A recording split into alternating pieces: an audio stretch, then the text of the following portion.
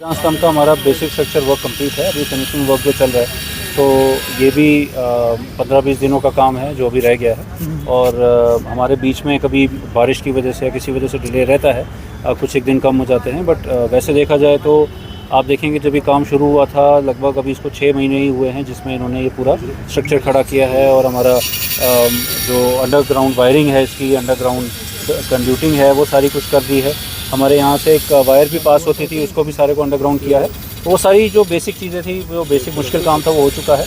Finishing का काम है, ये भी 15-20 दिनों में कंप्लीट होगा। चौक भी हमने क्लियर कर दिया है ट्रैफिक के लिए। ट्रैफिक का वहाँ पे अब इशू नहीं है, वो हमने प्रायोरिटी के हिसाब से किया था। तो वैसे उसमें पूरे काम में टाइम लगना था, बट हमने पहले उसमें ट्रैफिक वाला काम कर दिया और अब वो फुटपाथ और बाकी काम उसमें चल रहा है। तो वो भी काम चल रहा है, वो भी एक ही महीने का काम बचा हुआ है, वो भी कंप्लीट होने वाला है। और शहर ख़ास पे ख़ास तौर पे इस सीज़न में अब हमारे पास टूरिस्ट इनफ्लो भी है और ट्रैफिक भी चलता है, तो हमें सिर्फ रात में काम करने का ज़्यादा मौका मिलता है, तो उस रात के हिसाब से कर रहे हैं।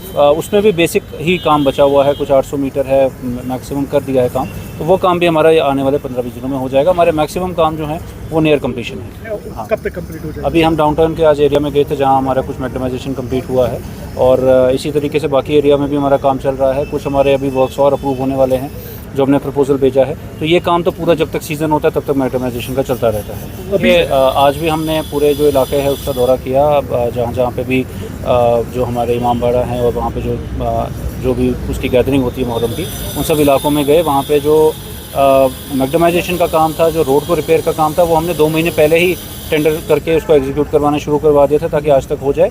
और हम लोग डॉट टाइम पे हैं। आज हमारा पूरा मैग्नेटाइजेशन जो था लगभग 10 किलोमीटर उन इलाकों में मैग्नेटाइज हो गया।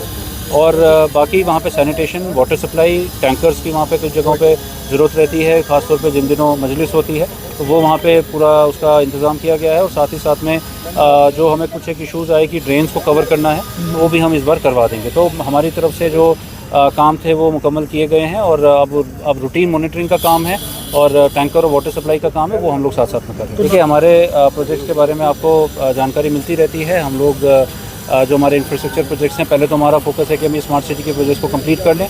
और हमारा एक मेजर जो प्रोजेक्ट है जिसके ऊपर हम लोगों का फोकस है, वो है अछन, जो हमारी साइट है।